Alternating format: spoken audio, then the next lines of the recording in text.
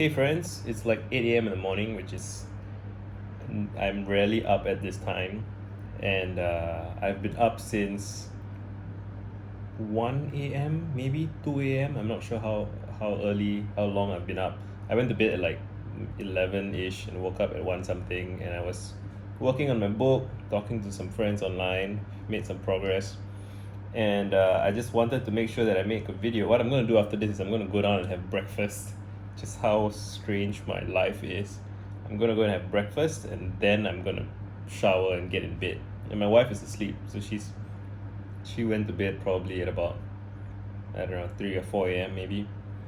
And yeah, so I'm going to go and have breakfast and then sleep. Anyway, I'm sleepy, so I'm a little bit delirious, and my cat is up in my business. Hey yo. And what's happening? I want to talk about this might seem out of the place. I'm talk about being a false intellectual. What does it mean to be a false intellectual? So this is something that at least one person has said about me in recent times, but I feel like it's not the first time I've heard this, and like from local critics, I guess. There's just this concept, this idea of someone trying to be a fake, someone trying to be an intellectual, whatever that means, and failing at it, so they're fake, right? So they're pretending to be an intellectual when they're not. And this is a really age-old problem. Like when Shakespeare was writing his plays, like he didn't go to university, I believe, and like there were university educated people at the time. They called themselves the university wits. They literally called themselves that. And he was insulted for kind of trying to punch above his weight, right? Trying to rise above his station, trying to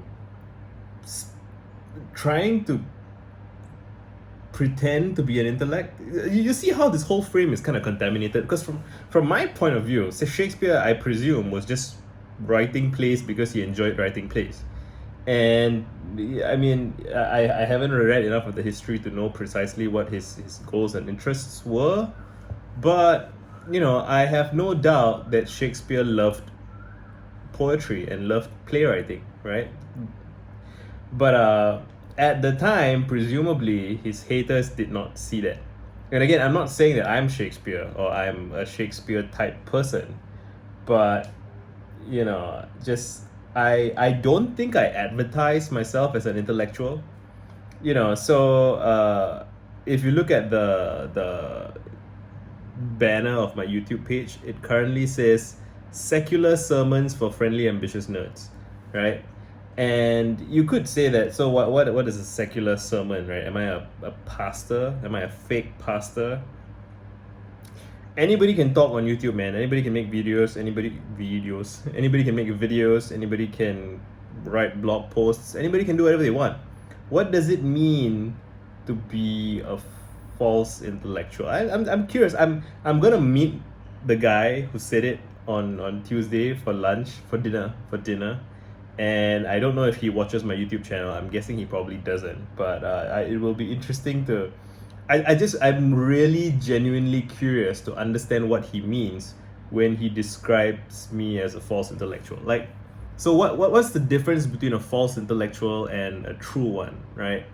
How do you define intellectual? Because different people have different definitions. So my favorite definition of a public intellectual is from this essay about how a public intellectual creates a public, meaning it's a person who shares ideas. So it could be a poet, it could be a filmmaker, right? It could be a musician, even potentially. I think you could make the case that Bob Dylan is a public intellectual, right? Or you could make the case that Kanye is a public intellectual. I think you could say that in the sense that quite literally they create publics, they create a context in which people who have shared ideas, shared perspectives, can have that sense of communion with each other, and have a common way of thinking, or like a common frame of reference within which they can argue and do their thinking. And okay, but let's say we're not talking about that kind of public intellectual. Let's say we're just talking about just the idea of somebody who likes to work with ideas, right? So what ideas are acceptable and what are not? What ideas qualify you to describe yourself as an intellectual and what are not? And yeah, so maybe this is something that you shouldn't describe yourself. Maybe, and I describe myself as a nerd, and I define a nerd as someone whose curiosity directs their behavior, or they allow their curiosity to direct their behavior. And like my curiosity has affected my employment, my my just my behavior. Yeah, right. So I make these videos because I'm a curious guy, and I don't like not many people do that.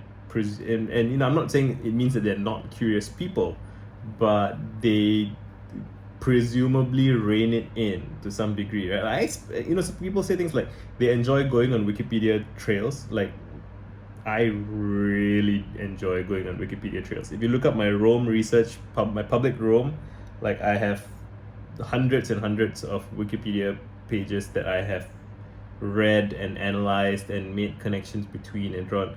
And like, why do I do that? Because it's fun. Because it's stuff I like to find stuff out. I like to figure shit out. When I was a kid, I used to go to the public libraries and read books, and I just like to do more of the same thing.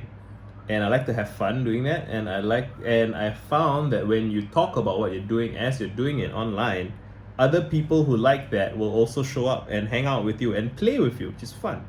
And so I have no I don't feel the need to be legitimate as I don't I'm completely fine being a false intellectual if that is what I am. Like, but what does it mean? What does it mean to be a fake intellectual? I saw another one that was so there's this guy in Singapore, and you can look him up on YouTube if you want. I don't know if I recommend it, but his name is Stephen Lim, and he's kind of famous for, so his first appearance in the public eye was in Singapore Idol, like way back when Singapore had Singapore Idol. And he kind of went, he did like a striptease while singing She Bangs by Ricky Martin. So it's like a very obvious reference to William Hung. He was like deliberately being a clown basically on for public attention. And he did that, and he wasn't a one-shot wonder. He has his own YouTube channel. You can look it up, Stephen Lim.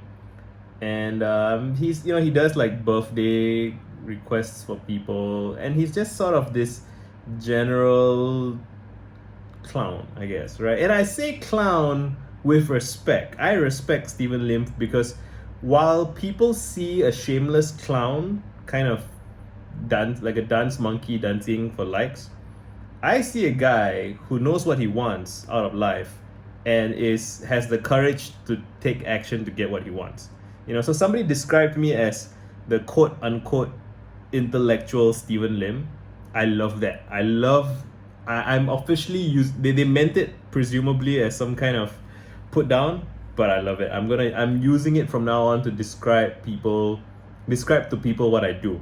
So if you're a Singaporean and you know who Stephen Lim is, like, you should understand what it means if somebody describes me as the intellectual Stephen Lim, right? And so I'm very proud to be associated with, okay, I can't say that I enjoy or encourage Stephen's specific antics, but I enjoy and appreciate his confidence and his courage and his shamelessness, because I think we need people who are unashamed to be themselves. That.